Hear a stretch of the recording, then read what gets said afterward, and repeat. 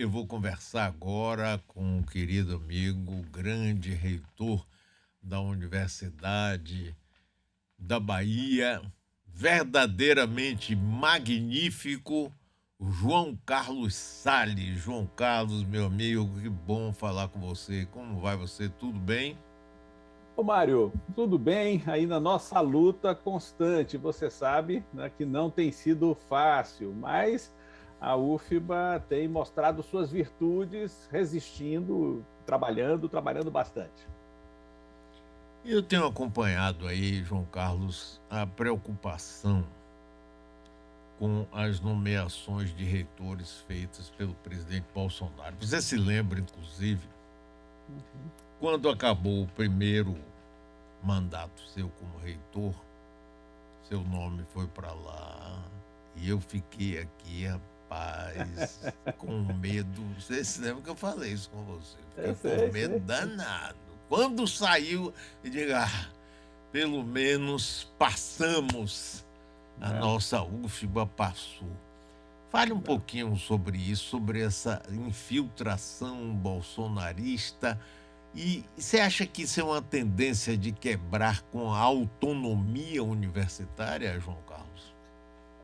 Talvez seja um dos atentados mais graves contra a universidade. É como se o governante dissesse para a comunidade: você é inepta, é incapaz de escolher, não pode decidir sobre o seu rumo.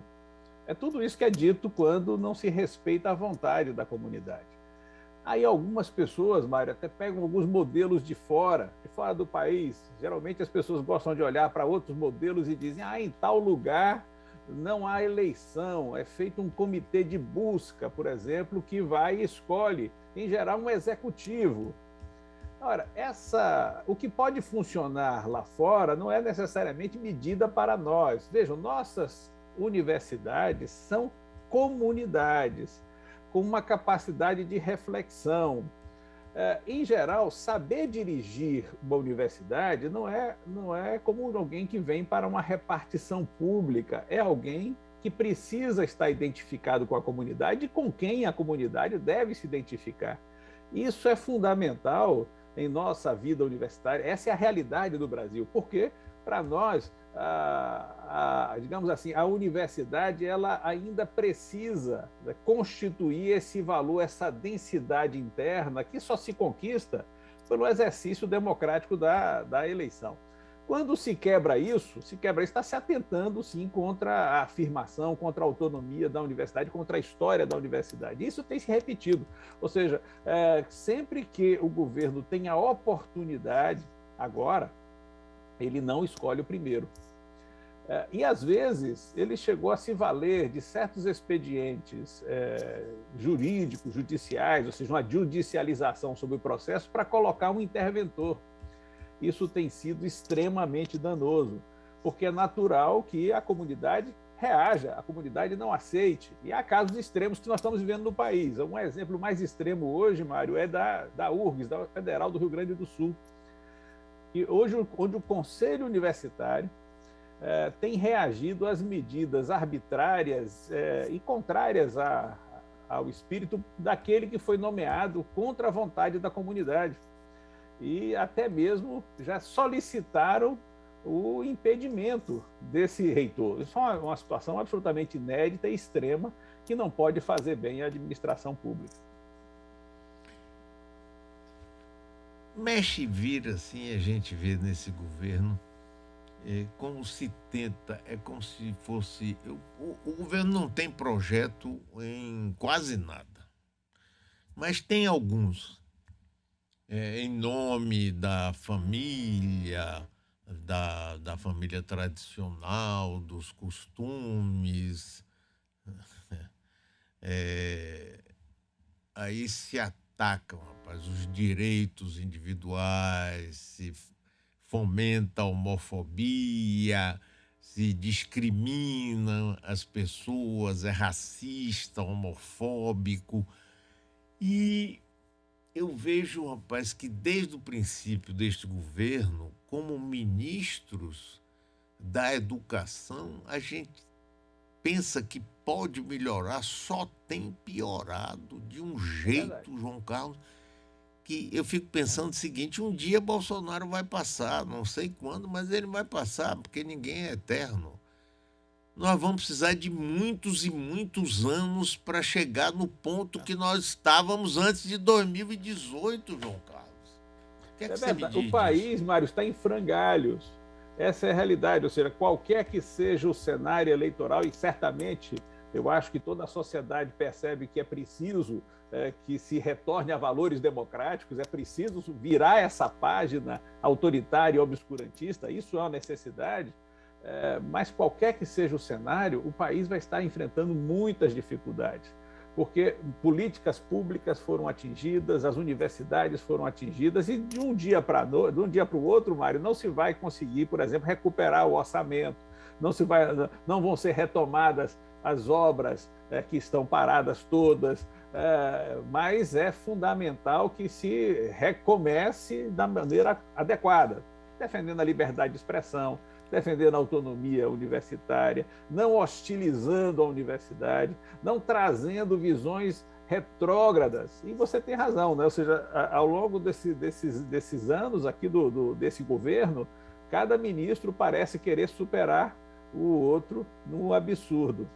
Eu acho que há uma competição, não contaram para a gente, Mário, eles estão fazendo uma competição, você fez esse absurdo, eu vou fazer um maior ainda. Pois é, exatamente, exatamente. A sensação que eu tenho é essa. É essa, rapaz. Quando aquele primeiro colombiano... Se o absurdo for grande, aí ele fica autorizado diante do governo. Agora tem o meu cargo garantido, porque eu consegui fazer um absurdo maior ainda. Pois é, rapaz, eu fico impressionado. É a mesma coisa que está acontecendo na área da saúde, João Carlos. Sim, sim. A mesma coisa, rapaz. Você vê esse último ministro Queiroga, cardiologista, que já foi presidente da Sociedade Brasileira de Cardiologia, se dá o desplante de um gesto obsceno para poder garantir o cargo dele, agradar, puxar o saco do presidente. Que é isso, rapaz? Gesto obsceno e medidas que não recomendadas por nenhuma autoridade científica. Isso mostra, Mário, talvez, né, algo que seja a face do humano, né? Na verdade, a formação, os títulos não purificam as pessoas, você sabe bem disso, né? De vez em quando, então, aí toda uma carga que as pessoas trazem pode ser utilizada e vocalizada num gesto obsceno. Eu acho que talvez o ministro tenha sintetizado quem ele é no seu gesto. Eu concordo. Agora, os cortes orçamentários nas universidades, inclusive aqui na UFBA, como é que tamanho e que tipo de prejuízo? É uma situação dificílima. Veja só, o orçamento foi desbloqueado. Eu sempre disse que o bloqueio não era um problema, o problema era o corte. Há um corte efetivo de mais de 30 milhões no orçamento. O orçamento nosso voltou, ele é menor hoje, nominalmente, sem fazer reajuste nenhum, menor do que o orçamento de 2010, quando a gente tinha 15 mil estudantes a menos na universidade. Evidentemente, a conta não fecha. Evidentemente, nós teremos muita dificuldade esse ano, e estamos tendo. Mas uma dificuldade adicional, e aí vem um lado de irresponsabilidade do governo, é que o seguinte: todas as instituições pararam. Se elas conseguiram sobreviver nesse momento com um orçamento tão cortado, foi porque houve uma diminuição de atividade, de exigência, sem dúvida alguma. Mas nós precisamos, esse é o momento agora que nós estamos analisando, Mário, de voltar à presença, voltar a ocupar nossos espaços, rearrumar, preparar as salas. Isso vai exigir muito recurso que as universidades não têm. Então, teremos dificuldades para uma retomada das atividades presenciais, que desejamos, mas que faremos também sempre com um olho atento aos rumos da pandemia. Nós temos, nesse momento, motivos para ficar com alguma preocupação. Você sabe disso, as curvas voltam a subir,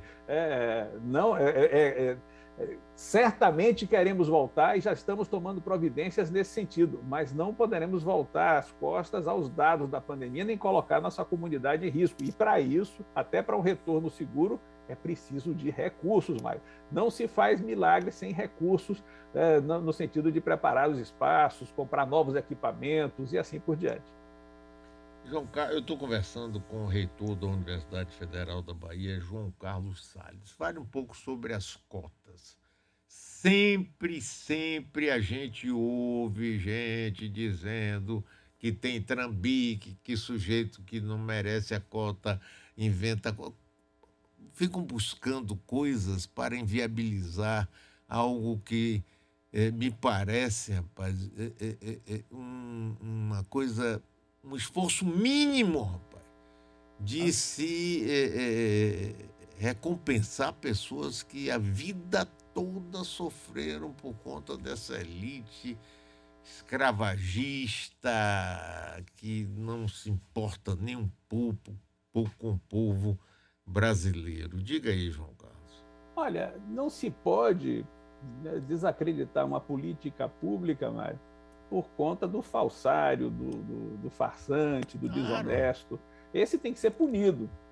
E nós temos mecanismos para isso. Por exemplo, você sabe que a cota se baseia num sistema de autodeclaração. A pessoa se afirma ter essa cor, ser dessa raça, ter essa condição. É uma autodeclaração. Mas nós vamos comprovar a situação de renda, comprovar o histórico escolar e fazer um procedimento de heteroidentificação. E esse procedimento, mostrando que houve trambique, a pessoa será punida, né, efetivamente, e não poderá continuar gozando do benefício, do privilégio de estar numa universidade pública. Privilégio, Mário, que deve se estender à nossa gente, à nossa cor, à nossa diversidade. Claro. A UFBA se enriquece com seu enegrecimento. Isso é uma verdade cabal. Agora, não se pode simplesmente dar acesso sem criar condições. E aí está um dos elementos mais perversos dos cortes orçamentários do governo.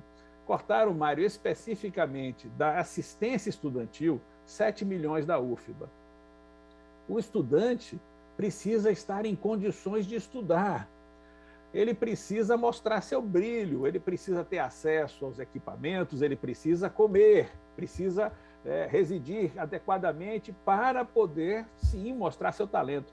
A universidade não pode se basear num mérito pretérito, que é o mérito do bem-nascido. Então, o bem-nascido tem a destinação daquela disciplina, daquela profissão. O bem-nascido já vai ser o favorecido. Não, o mérito se constrói na universidade também. Nós não podemos reproduzir apenas privilégios, nós temos que criar as condições para que as pessoas talentosas, que é a nossa gente é bela, talentosa, requintada, essas pessoas estejam em condições e honestamente dentro do espaço da universidade. João Carlos, existe previsão para a volta às aulas presenciais na UFBA? Existe a seguinte previsão: nós nutrimos a expectativa de que nosso próximo semestre, que começa em fevereiro, seja presencial. Isso será decidido, Mário, no final de outubro, início de novembro. Momento, inclusive, em que teremos já uma visão mais clara sobre os rumos da pandemia. Todos nós desejamos o fim da pandemia, ou pelo menos as condições mínimas de convívio com todas as medidas sanitárias adequadas. Estamos trabalhando, aí a comunidade precisa saber, estamos trabalhando para retomar as atividades presenciais em fevereiro. É o primeiro semestre de 2022.1. Dessa maneira, fazendo isso, nós conseguiremos dar uma retomada. Ainda certamente teremos dificuldades, mas porque não se retoma também tudo completamente. Pode haver situações em que ainda exijam cuidados, algumas matérias talvez ainda precisem ser remotas. Tudo isso será analisado. Isso é uma decisão que caberá ao nosso Conselho Universitário, final de outubro, início de novembro, com a previsão bastante desejosa, porque é o nosso desejo de retomar o presencial para fevereiro de 2022. Mas, Mário, só para você saber uma coisa importante, diga. A UFBA não tem parado, sabe? E a UFBA, não podia dar a você essa notícia em primeira mão dos números do nosso próximo congresso. Você sabe, nós fizemos ao longo desse tempo 7 congressos. O 7º vai ser agora. Nossa gestão fez 7 congressos da UFBA. Esse 7º será celebrando os 75 anos de nossa universidade. Opa! E recordes aparecem, Mário. Ou seja, o primeiro congresso virtual nós tivemos 450 mesas aproximadamente. O segundo congresso virtual, que foi no início deste ano, foram 930 mesas. E esse próximo congresso, que será de 7 a 11 de dezembro, ele tem 1.150 mesas inscritas. O que significa que aproximadamente 4.000 pessoas estarão apresentando trabalhos, além de termos 2.200 videopôsteres, 150 intervenções artísticas. Ou seja, nesse cenário adverso, apesar da pandemia, em todas essas condições, a UFBA tem o que mostrar, tem uma pesquisa a mostrar, e isso é uma forma de resistência também, Mário, resistência ao obscurantismo. Resiste ao obscurantismo mostrando pesquisa, mostrando conhecimento. Isso é muito bom. Vem cá, e a balbúrdia também aumentou, cresceu aí? A balbúrdia cresce sempre, a balbúrdia da boa arte, a balbúrdia da mobilização, a balbúrdia da pesquisa. Isso, né? É isso aqui mesmo. Aqui só não tem lugar para barbárie, Mário. João Carlos, olha, eu vou depois combinar com você. Eu queria fazer uma entrevista aqui com você e mais 2 reitores de universidades federais de outros estados, para poder, sabe, a gente ter um panorama mais nacional, para que as pessoas daqui saibam da importância da UFBA e da luta que todos temos que estar engajados. Sabe, Mário, você sabe só o seguinte, esse congresso da UFBA, sabe quantos reitores confirmaram presença que vão estar para celebrar a Universidade Federal da Bahia? Reitores do país inteiro? 35 reitores. Eita, maravilha. Vamos dizer, a UFBA como eu sempre digo para eles, eu digo isso nas reuniões da Andifes, vocês sabem que a UFBA é o centro do universo, que está na Bahia, que é o centro do universo. Eles dão risada, ficam um pouco encabulados, mas a verdade precisa ser dita. Ainda mais tão bem dirigida por você, independente do carinho que eu tenho, amizade, uma profunda admiração por suas atitudes e pelo seu reitorado. Você é um grande reitor dessa nossa querida universidade. João Carlos, um abraço, meu amigo. Continue contando, viu? Força para você aí, para seus colaboradores, alunos e professores, servidores, todo mundo, meu amigo. Muito obrigado, João. Abraço forte, Mário. Meu carinho. Abração.